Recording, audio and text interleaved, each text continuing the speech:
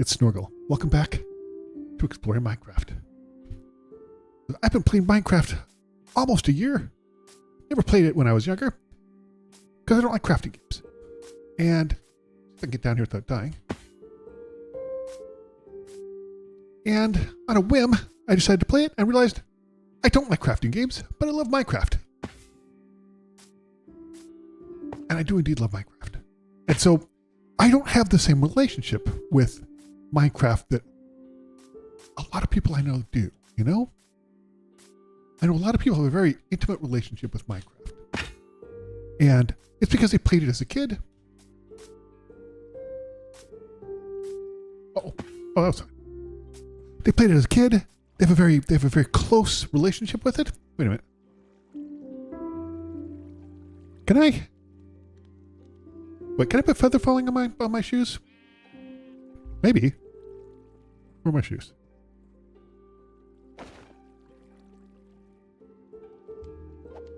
Can I do that? No. Well, that's a waste. Oh, I guess because they're. Got it. That's fine.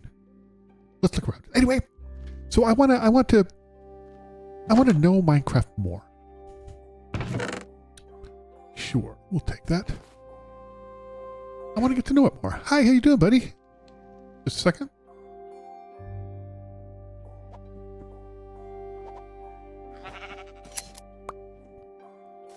And so I do that by, well, look down there, huh? I do that by going around here and just sort of viewing every single biome I can. You're just getting to know it more closely, you know? And while doing that, I get like see these villages. Just get to know the game more. Get to know it better. And I feel like I've really, what are they running from? I feel like that in doing this has definitely brought me closer to the game. For sure. And I feel like I know it a little bit better. It's always so interesting to see like the different houses and the different biomes. So fascinating. It's genuinely fascinating to me. And this is not my standard Minecraft world. I have a survival world I play in. Actually, it's amplified, which I really, really, really like a lot. Oh, here we go. Nothing. That's fine. Oh, look at this. A ruined portal. Huh. I've got a bunch of obby, but where is it? I get a little bit more. Why not? You know? I don't need any more gold. I'm actually fine. Ouch. Okay, so in this series, I just head one direction. This direction right here. Not like I'm never moving from a straight line type of deal. That's been done before, and I don't find that remotely interesting. And it's not like I have to absolutely do it no matter what, you know what I mean? But I just generally move in a straight line. Kind of headed this direction.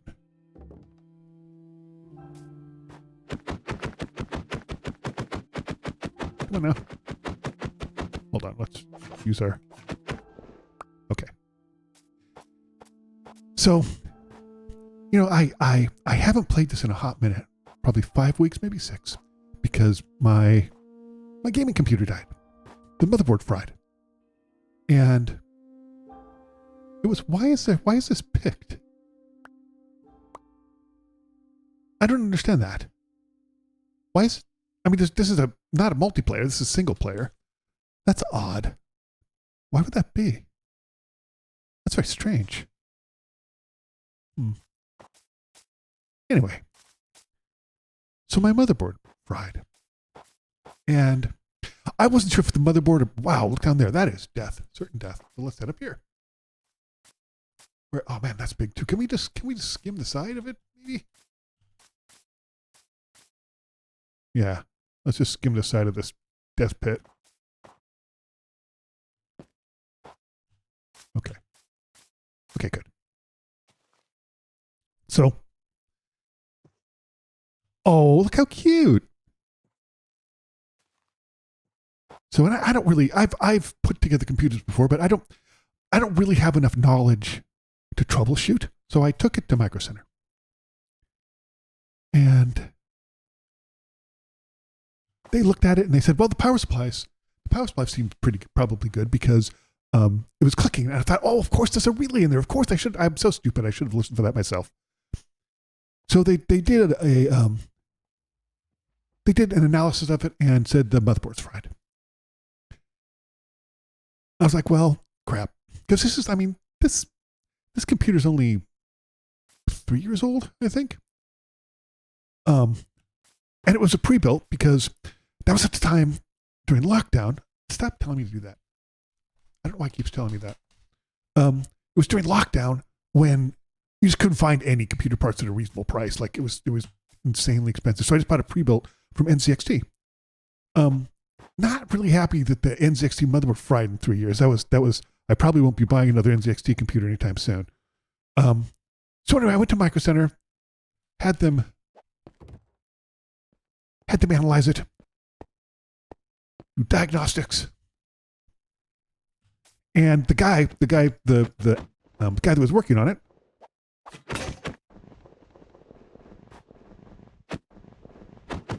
There.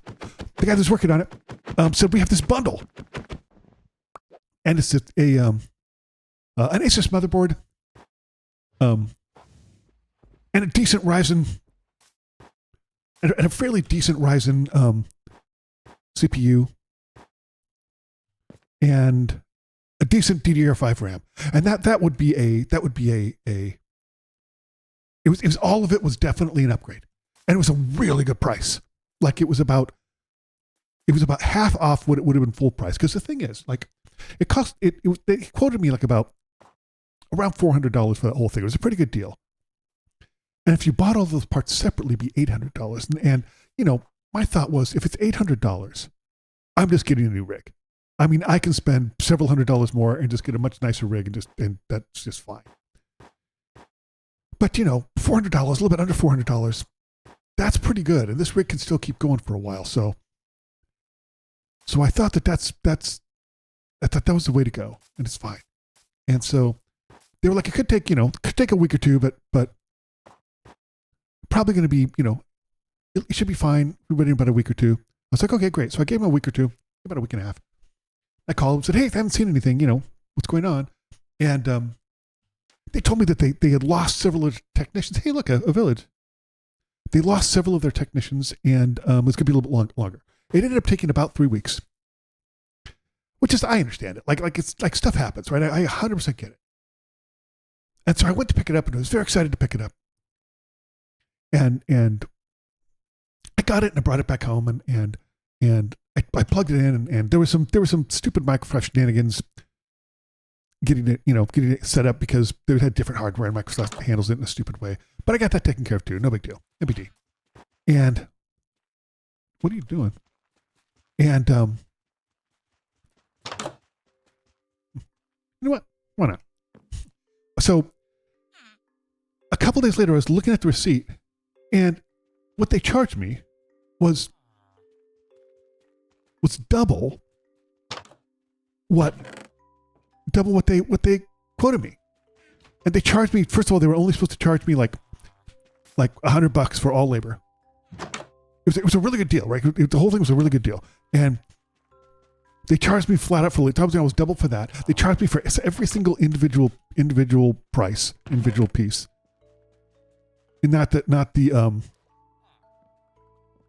bundle. And I was livid. I was so angry. And I'll tell you one of the reasons why I was so angry is because when I was in university, I worked at a garage part-time.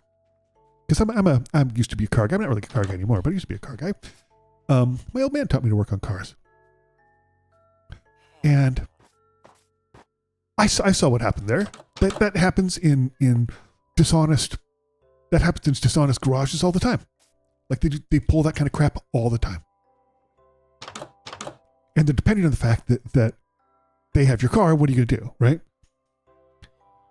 And my first thought was that Micro Center's just a ripoff. That was my first thought. Wait, what do you got? Oh, leatherworkers. I don't care about you. And I was so angry. I was so mad. I don't get mad that often. And I was livid. And literally 30 seconds later, I got a email. It was like, hey, it's Micro Center. Why don't you tell us how we did? And I was like, oh, I'll tell you. So wait, let me, need to make another axe.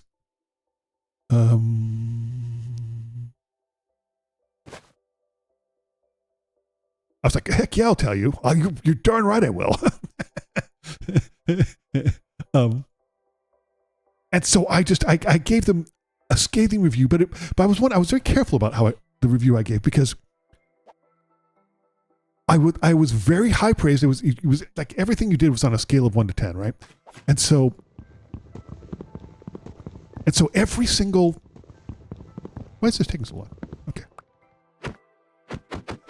And so everything that was talked about, the technicians, the people I dealt with, I gave a 9 out of 10 because they were great. They were absolutely great. But I gave Micro Center themselves like a 2. And there were a couple of open fields where they could ask. And they were like, would you recommend Micro Center to your friend? And I was like, 1. And they were like, and so they said, why? Why? And I told them, I was so mad. I just gave this scathing thing, and literally less than 12 hours later, I got a call from the manager of the store, the manager of the Micro Center store. And that's not like they're famous, but it was I was a little surprised. And she was like, hey, it's name. Listen, I saw your review and I want to make it right. I was like, really? And she explained what happened, that they lost several technicians all at once, and they ended up really in the weeds. And oh, look at that bunny. They ended up really in the weeds, and they were in trouble. And the person who diagnosed it, typically the person who diagnoses it is the person who fixes it. And that's not what happened. And the person who fixed it didn't know what was going on, and might have been new and just made some mistakes. And so they said, we'll make it up to you. So they ended up charging me nothing for labor and giving me like a $50 discount from the original quote. So I got a really, really good deal. And then today, as I'm recording this, I got another panic call from the head of service. And he was like, oh, I'm going to fix this for you. I've been waiting for a week. I just got this. I really want to help you. I was like, and I said, oh, it's fine. It's fine. Colleen, not her real name.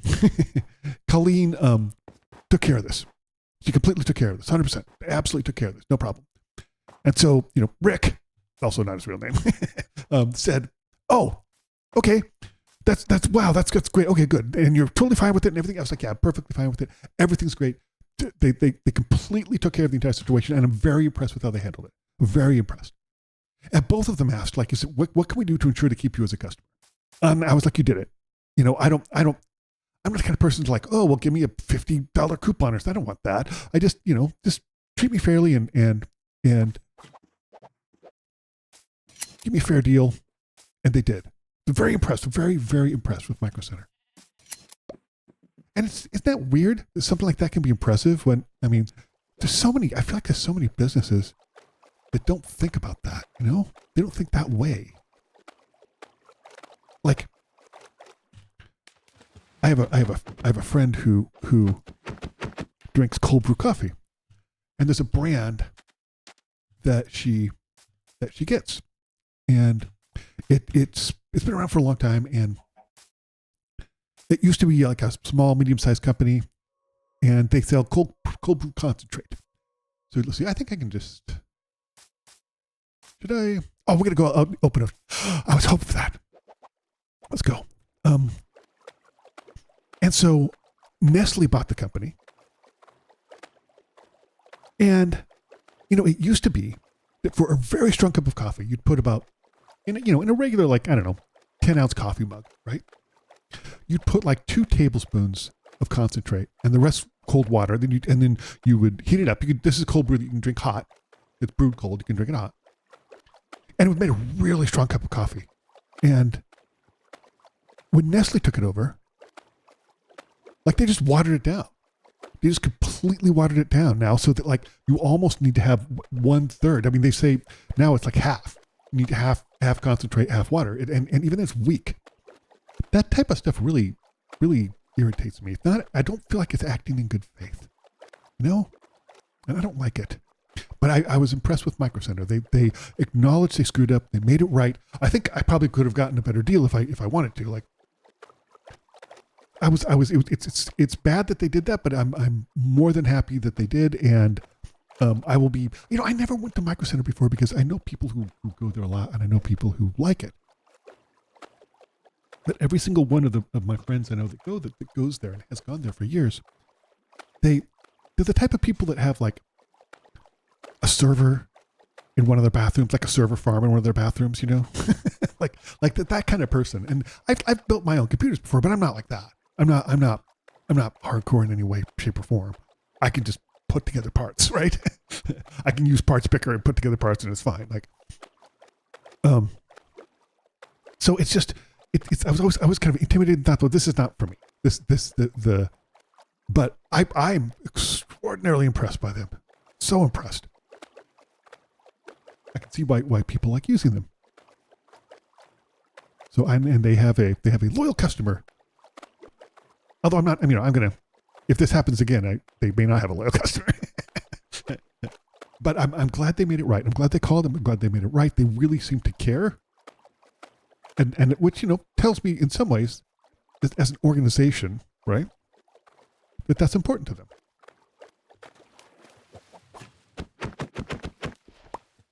And I appreciate that. I absolutely appreciate that. I appreciate when people and organizations really don't just pay lip service to say, oh, the customer's, it's important for the customer.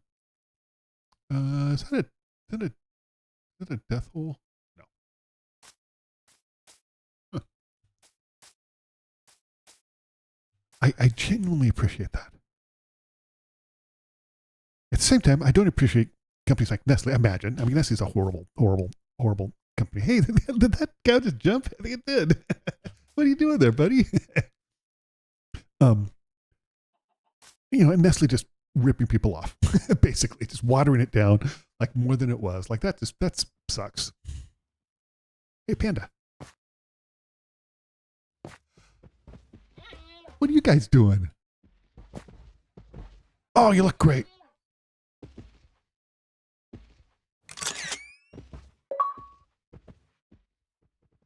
You look great. I really do genuinely appreciate companies that really walk the walk, and genuinely care, and don't, I'm so, man, it's so interesting how I worked a lot of jobs when I was going to university to help pay for tuition and my apartment and things like that. Because here in the U.S., there's a lot of places where that education is free or it's heavily subsidized. That is not the case here. And unfortunately, I didn't have to take out any student loans, but I didn't go to any place that was super expensive either. Like, it's funny. I was checking my university because I was like, what, how much it has increased, and weirdly, the tuition has not increased at all since the time I went. And I'm not that old. But you always hear about people saying, their tuition, went up 20% last year. For some reason, the university I went to it was reasonably priced then, and it's even more reasonably priced now. Good for them. Good for them.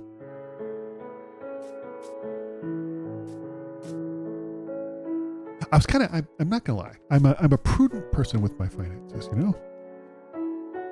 because even though as of this recording, I am a YouTube partner, I haven't actually received any money yet because you have to make $100. So, but I do have very, very kind people on live streams who leave me super chats and gifts, and I can't tell you how much I appreciate it. It humbles me that anyone would ever think of doing that for my humble little thing. I really appreciate that.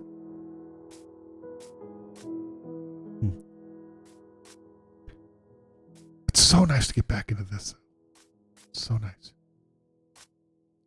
I'm really glad that a member of my community mentioned about Amplified, and we should try Amplified. I should try it, and boy, do I like it a lot. I think that Amplified is going to be my standard world I play from now on because it's so interesting. And unfortunately, I think I read this right. Correct me if I'm wrong. Tell me in the comments. I think that Amplified Oh, wait. Here. Yeah. Do I have a bed? I do. I try to sleep, not just walk at night, but sleep because I leave my beds behind so that I can, if I do die, we can make it back here.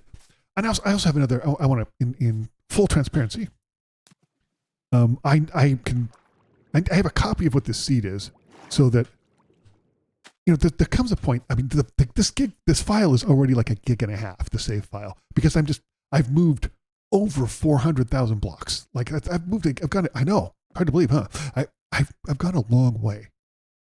And I know that the larger the file gets, the more tendency it can have to corruption. If you have files that are, 3, 4, 5 gigs, they can end up being corrupted and then you're kind of screwed. So my plan for that is I'll just create a new world and I will teleport to the last position I was because I've got the position up there. And then we'll continue on from there. And, there's no shenanigans. This is peaceful. It doesn't really need to be, but I'm, ooh, that would hurt. And I've had people say, "Oh, you should travel in the Nether. It's faster." The thing is, I've gone to the Nether a little bit in peaceful, and it's fine. But I like the overworld. I like just traveling, by legs and boat in the overworld. I really like it a lot, enormously, because things like I've mentioned this before, like. The way that they do the landscapes, the topography, yes, it starts off with parallel noise, but that doesn't explain that. That doesn't. Is that water? What is that? Is it? I guess that's water. Yeah. Oh, look at this. This is also my favorite things too. Like in this world is you just get in your boat and go into the open ocean. Where you're going to end up, I don't know. There's a ton of biomes though, and I haven't seen all of them. I'd like to experience more. I'd like to experience a lot more. Maybe not the open. Maybe this is a very large lake. Minecraft version of a great lake. Could be. Could be. That's snow biome as well? No. Maybe. Maybe not. I don't think so. I don't think they put snow biomes by next to desert biomes. Just pull into here. Pull into here.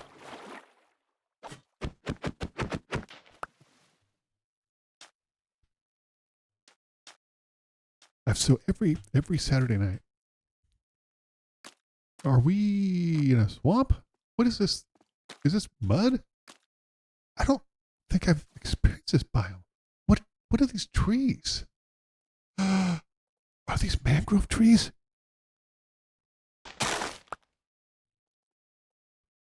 Oh, cool, they are. I haven't experienced that before. This is brand new for me. Oh, this is so cool. This is neat. Holy crap. I wish, when I started playing, I asked a bunch of people, and I should have asked people who were more into Minecraft. I don't know. I didn't think about it. And I said, is there a difference between Bedrock and Java? And most people said, nah, it's the same. And it's not the same. It's decidedly not the same. And Java is considered the superior one if you're like an OG Minecrafter. I've never experienced this biome before. This is cool. Oh my God. What is that? Oh, it didn't give me anything. Okay. Wait. What the heck is this? What do I have this in here? Get out of here. I don't need gray wool either. Oh my gosh. Go away. Okay. This is so cool. I've heard about the mangrove swamps before, but I've never seen one. This is neat. Oh, this is so cool. This is quite different than a regular swamp, too.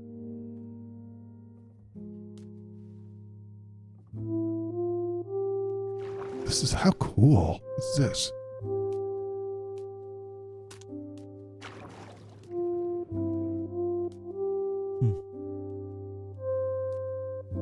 I think I'm actually coming up on my year anniversary of the very first time I played.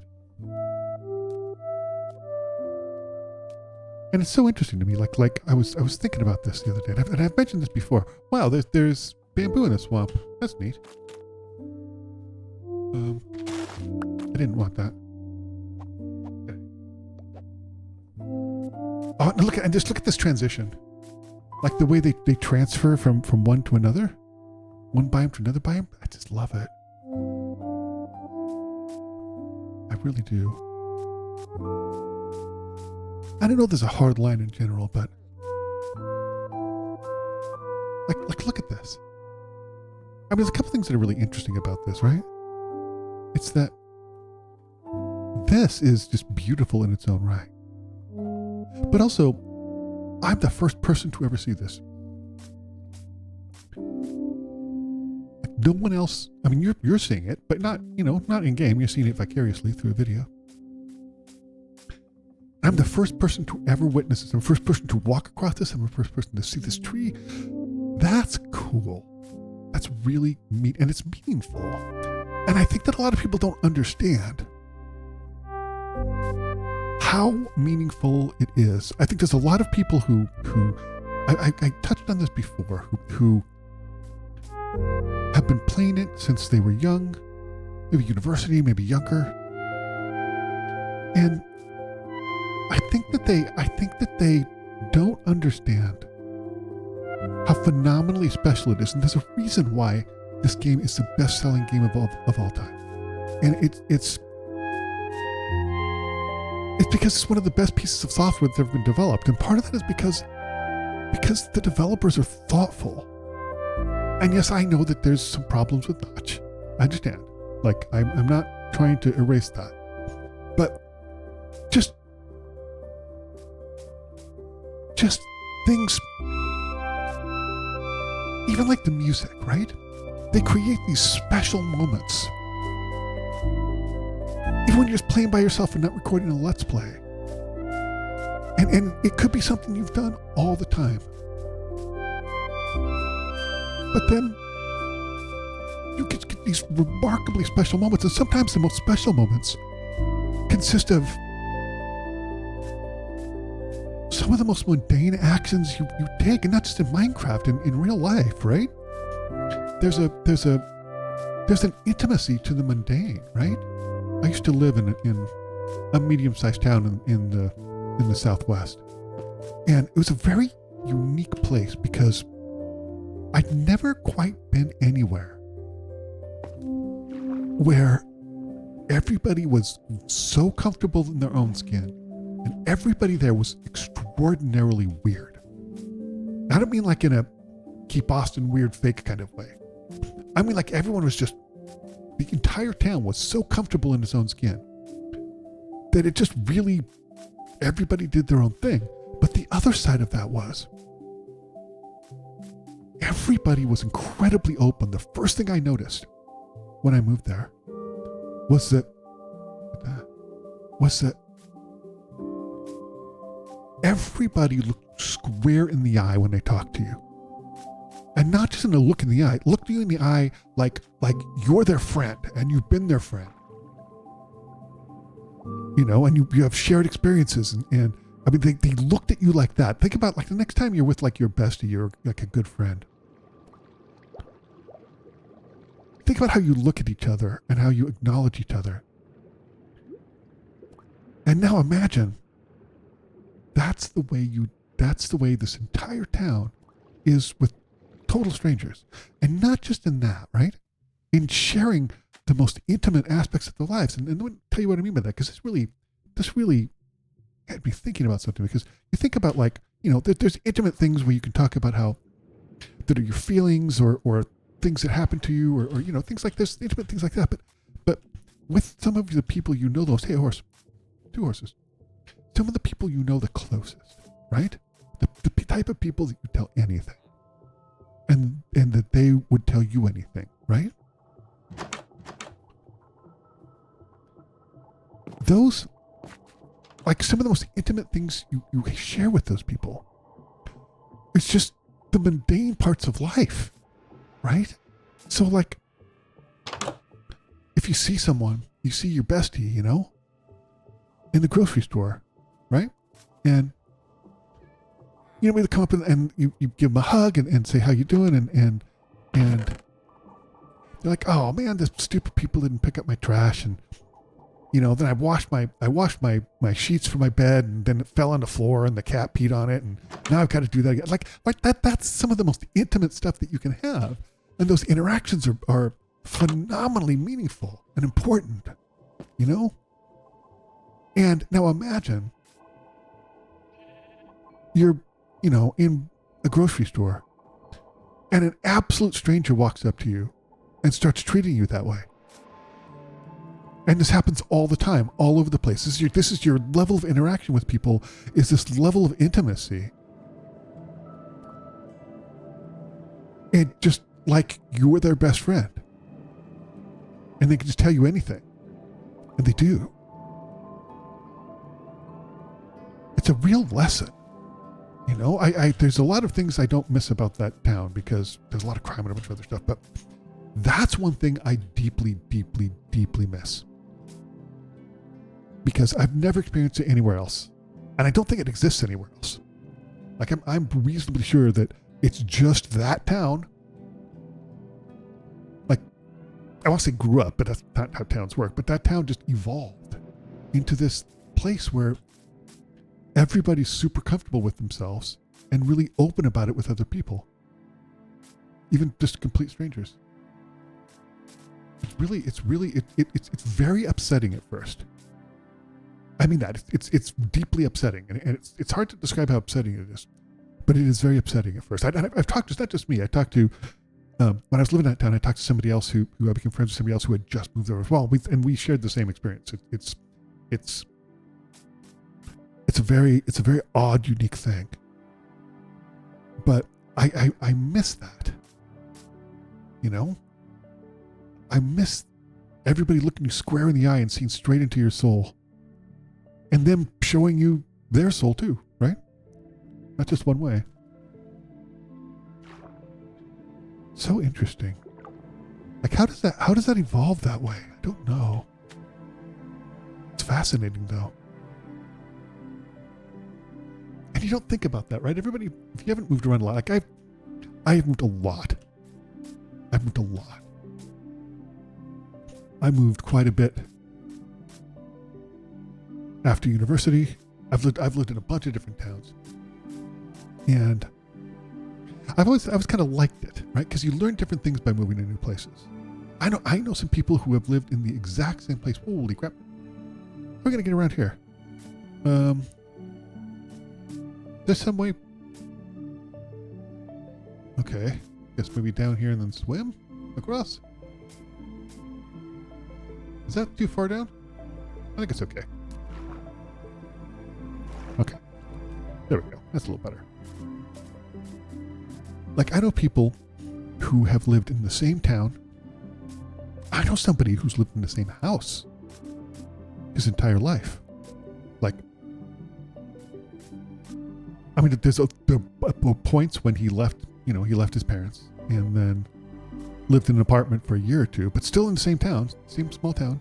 And then his parents passed away and he just moved back into his childhood home. I can't imagine that, because not just, you know, I've talked before about how I've lived as a nomad for several years, and I highly recommend it. Like, travel when you're young.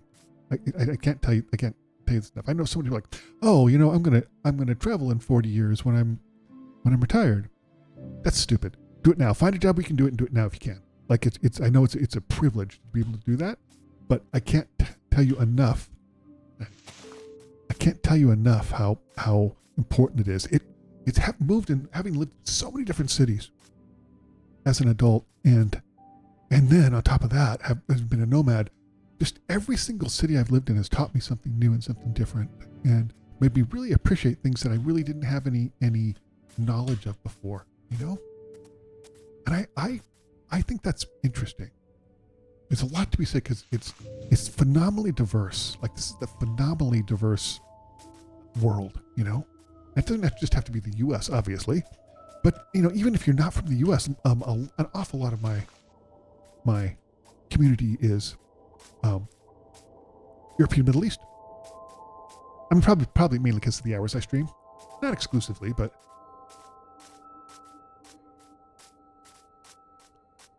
and it's interesting, you know. I think that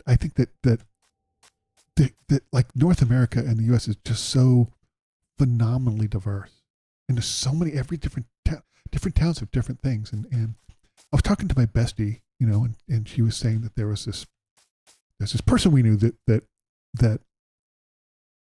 she used to work with, and I know this person. Not you know, just as an acquaintance. And they said that, you know, she grew up in a tiny little town, like a tiny little town, and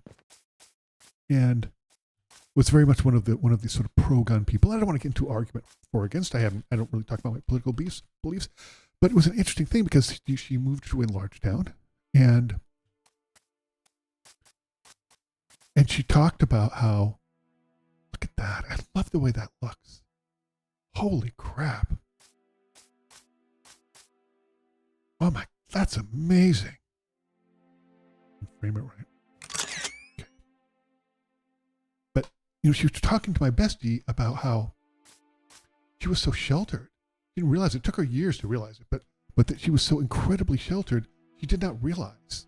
Like, she was always like, oh, you know, big cities are like always super leftist and you know, don't like guns and don't like whatever. And she said it took her years and years, but she realized that she was just incredibly sheltered. And I'm not saying that you can't have different political beliefs and not sheltered, but I think that I feel like that if you, how do I say this? If you live in a single place, you're going to have a very limited view of the world, I think. Because you haven't experienced a bunch of different places, and, you know, haven't experienced, what's paper? Unknown map. I don't know what that means. Where's the rest of this? Is it up there? It is. How do I get up there? Huh.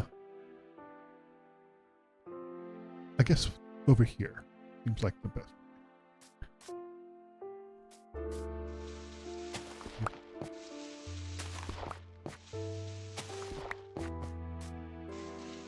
Nope. Over here. No. Maybe over here? Hold on. Thought I had dirt in here.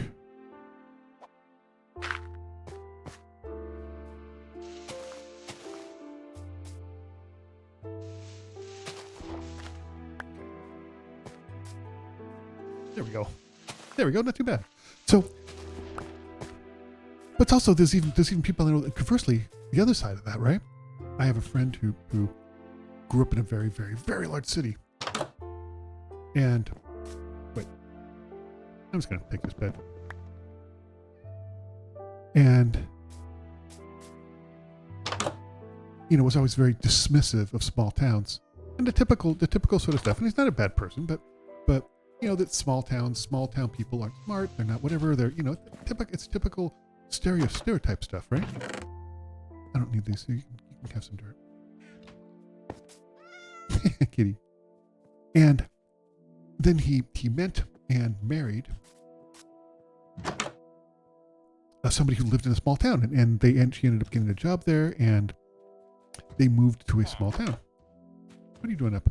Why are you creeping on this dude? What's wrong with you? And you know, even he said, no, these people are very hardworking, and they're cool, they're interesting, they're just completely different from me. And he learned to really respect them. He really looked down on them previously to that, and he learned to really switch. What direction am I going? This way. And I thought that's interesting. You know, it's just, I think that's what you can. Wow, that's really far. I think that's gonna kill me. Well, I guess I'm living up here now.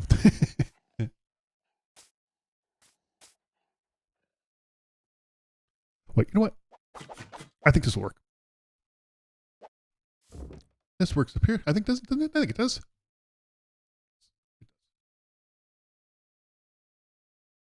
Okay. Oh, that's convenient. Which way are we going? Why? Hold on. Why is there... I don't understand this. Okay. But I think sometimes just everybody assumes, not everybody, but a lot of people assume that everybody else is working with the same prerequisites to decide things. And I don't think that's the case. A lot of people are dealing with different things, especially like in small towns. You know, there's I have the spouse of a friend of mine grew up on a farm, and he talks about like you have your farm truck, right? It's beat up. You probably bought used and put 6 different engines in it, and it's completely beat up and trashed. And then you have your going to town rig. You know, that you have your fancy truck that you take to town, you know, on bingo night or something, or you know, if you're gonna have a nice dinner at the cafe. And that concept to me is just so funny. And I was telling him that where I grew up, you know, I grew up where it wasn't technically not the desert, but it's very warm most of the time where I grew up. And there was the concept, you know, you could go anywhere in shorts if they were nice enough, right? If your shorts were nice enough, there's a concept of like dress shorts and dress sandals, which a lot of people, if you haven't grown up in that type of thing, that area in like where it's quite warm all the time, you kind of don't understand that, right? It's a weird thing. And same with like, you know, you have your work car and you have your going to town car. And it's just such a different, there's no right or wrong. It's just a different thing because there's different values and there's different need, and people have different things that they're doing. I think it's really interesting. As a side note, most people I've met who were farmers were extremely good mechanics. And I think that's interesting. Makes sense. Makes sense. You need to be, you know.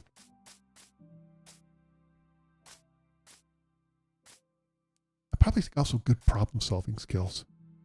I'd make a terrible farmer. I have the brownest thumb. Wow. I can possibly imagine. There's another death hole. Let's try to avoid that.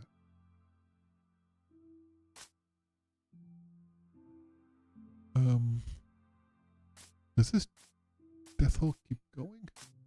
Can I thread the needle? Wow, it's surrounded by death holes on the left and right. Don't like that. But we are kind of threading needles. So that's okay. See, even like this one, there's just a bunch of death holes everywhere. What an interesting, I mean, it's just so interesting. In a birch forest.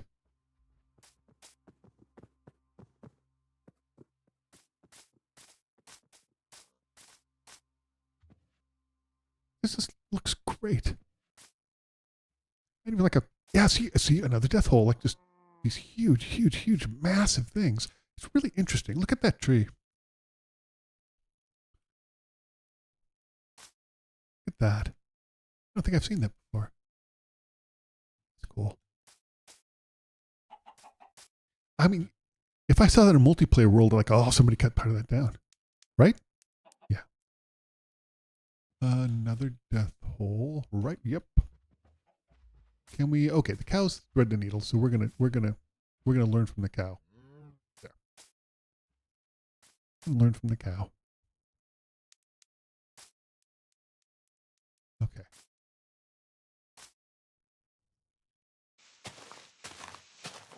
Okay, there we go. There we go. I do have actions and stuff animations on.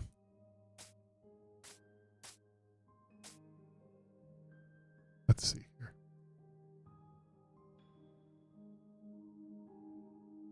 Guess we'll go this way? I guess we will. Why not? Why not? Might as well.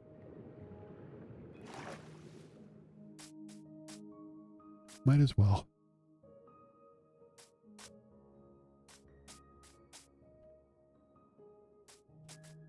was,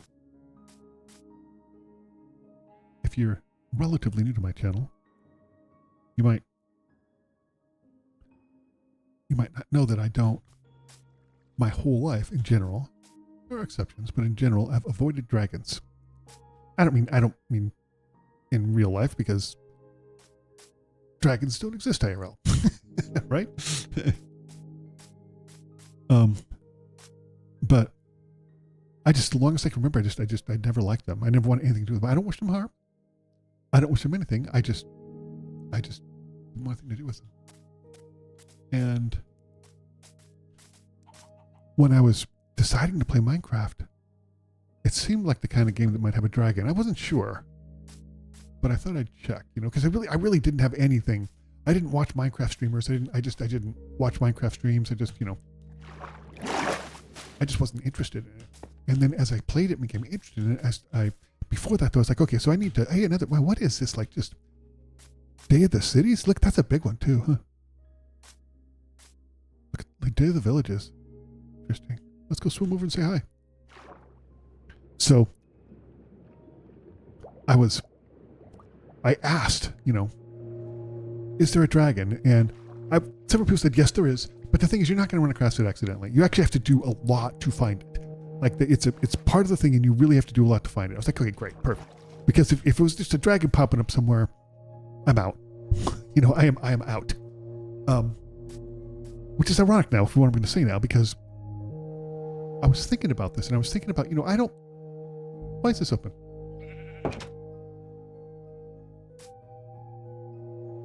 What, do you live in a barn? In fact, there probably was a barn. Have I been here? Oh my gosh, I've been here. I just went the opposite way. I'm such a dope. Hi, I'm stupid. That's fine. That's so funny. I wasn't paying attention. I was blabbing on and not paying attention. That's hysterical. Not the first time that's happened. Certainly won't be the last. I can get lost going in a straight line in games. So, here we go. That gives us a chance to talk a little more. Did I steal a bed? I did.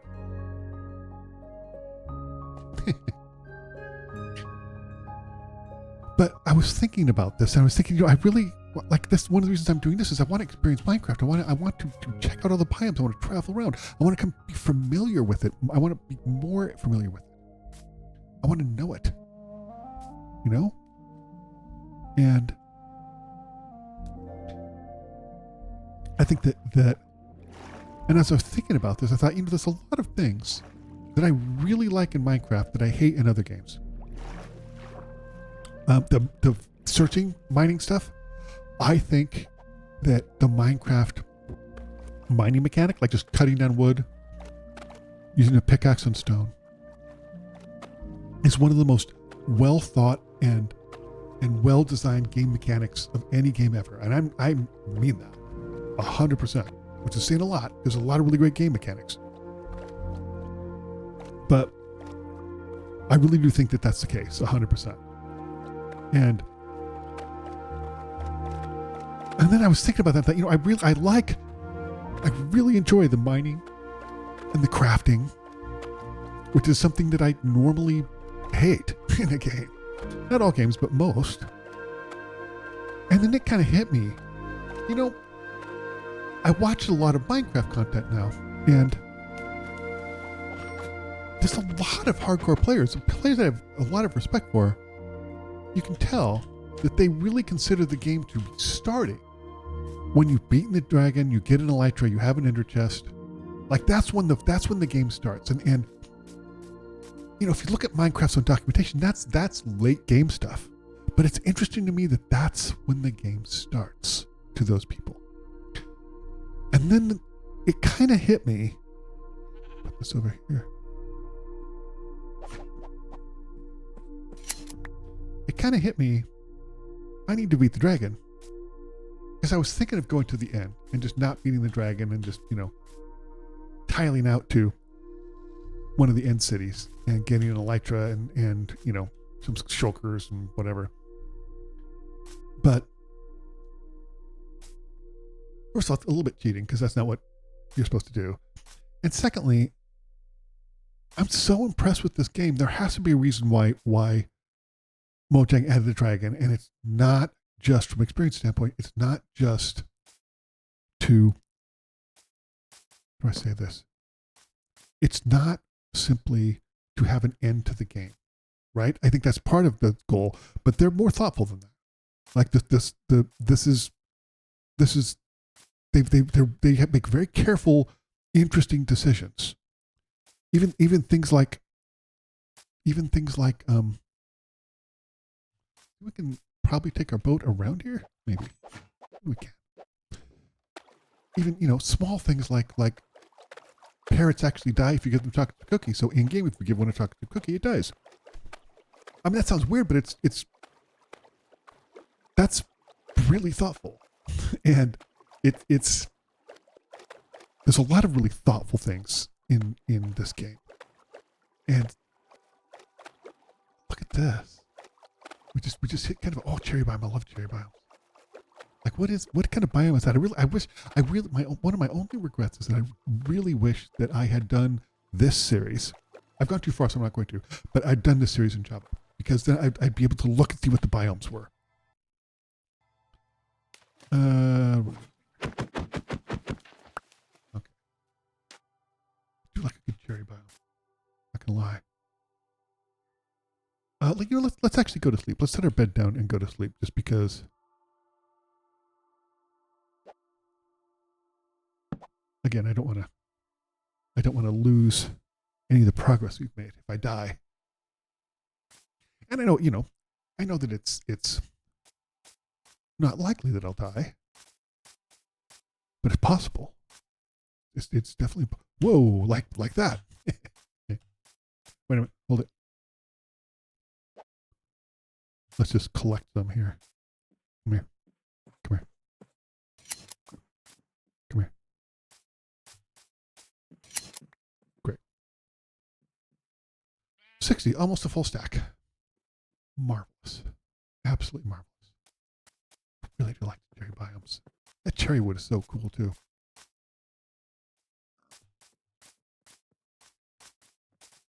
So I'm gonna go to the end, and I'm gonna beat the Ender Dragon. And I don't think it's especially hard. I've watched videos on it, I'm sure I'll die because you just have to get used to it. I have no, I'm sure that I will die. So I'll have to put a safety bed in the stronghold. That's fine. It does not look that hard though. It looks pretty easy. I'm going to do it just the traditional way first, but I also think that I feel like with some knowledge and some practice, that one cycling is something that I could do. Ooh, go there. Pillager outpost. Let's go see it. I don't feel like zero cycle is something I could do. Like, not only is it incredibly fast and accurate, I just feel like there's a level of that I just can't do,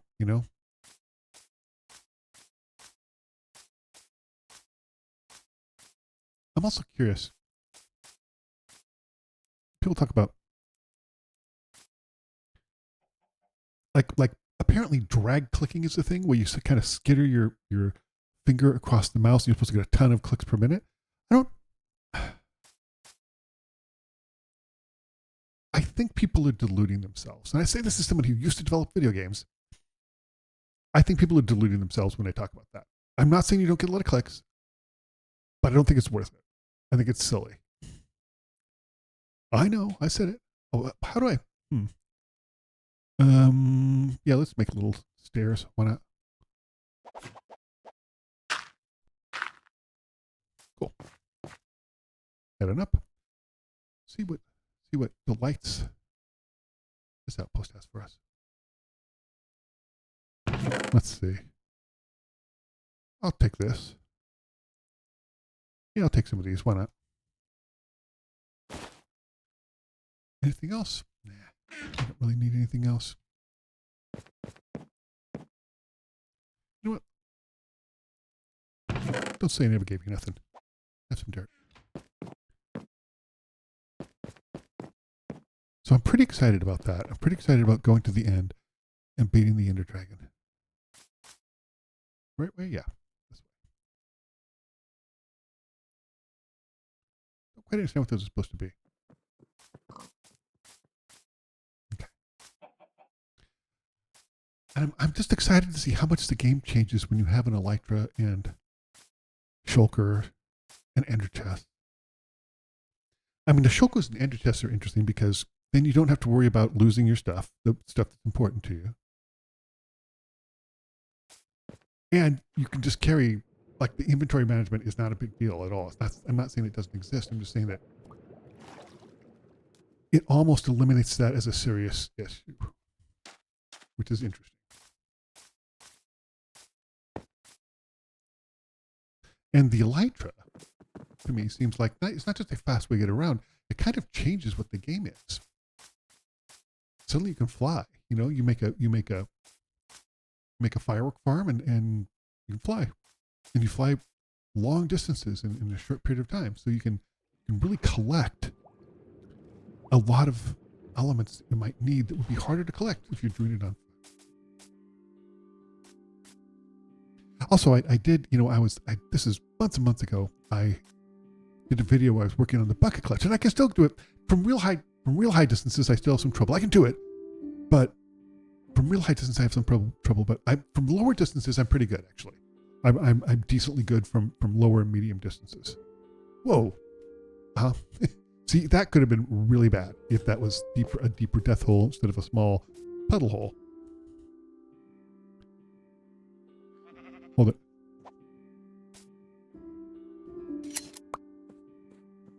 Almost a full stack. Let's swim across here. I mean, I could use the boat, but let's swim. It's a nice day.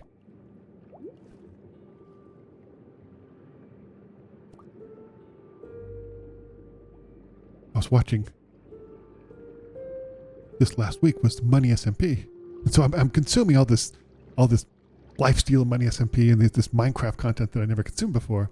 It's still kind of new to me. And a lot of players that I really like were participating in it. And there was one team that was ahead for a long time, and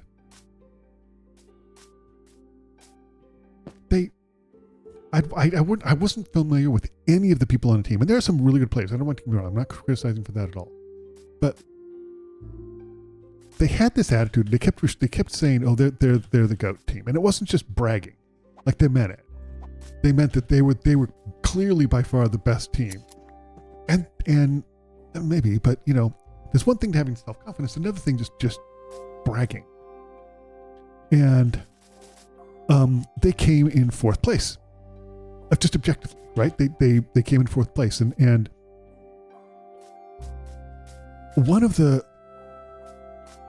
players just basically just logged off, like, immediately. Didn't go up there. They were supposed to go up there and talk, and just like bailed and logged off, and then somebody had to come and get him back. And we're like, dude, this is a bad look, and came back and didn't say much, and they were real jerks about it.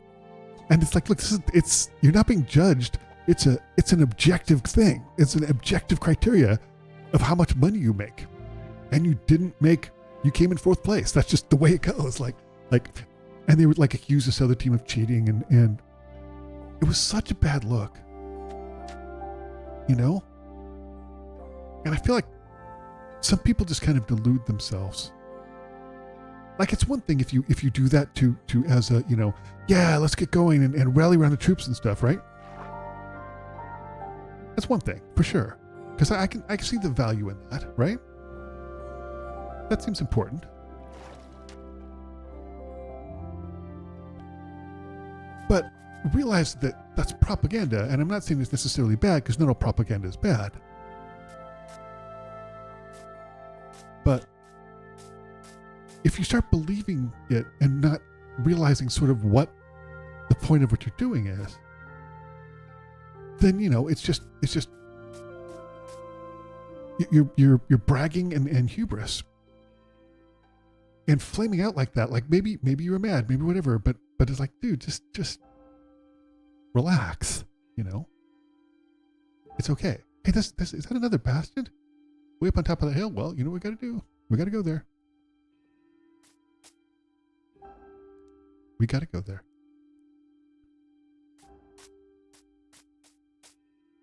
Not Bastion, I'm sorry. Pillager Outpost. Still learning turns after a year.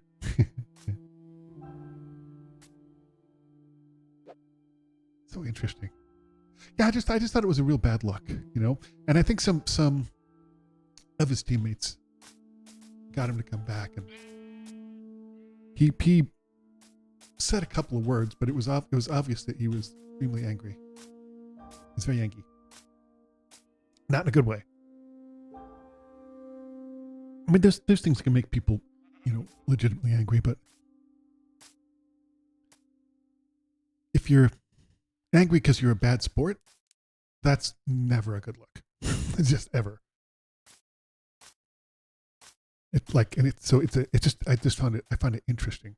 Oh, look, more of those poor things that are I don't know what they are. They're like birds that are like trapped. The stupid pillagers trap them. Sometimes trap iron golems. I don't like it.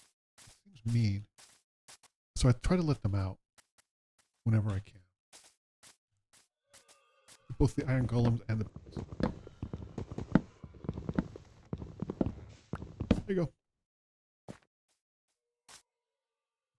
Here. There.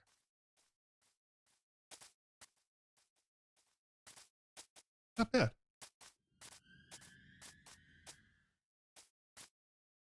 Okay, where's the door? Okay. Nothing in here, so that one's fine. Oh, we can just enter like halfway up. That's so funny. That's hysterical. Hold on, let me see if I can do this. Oh, did I just get the one? I guess I just got the one. We can. Okay.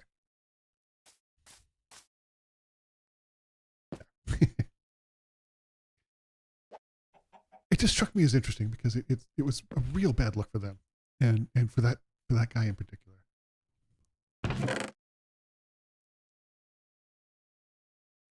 Wait. What's that? Oh, tripwire hook. Huh. You know the sun's going down. Why don't we make a bed? Let's see. Hold on. I don't think I have any. No, I don't have any. Because I don't have enough. What's that? That is a spruce plank? Spruce log.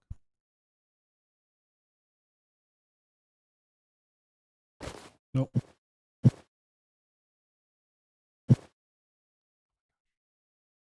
I'm being stupid.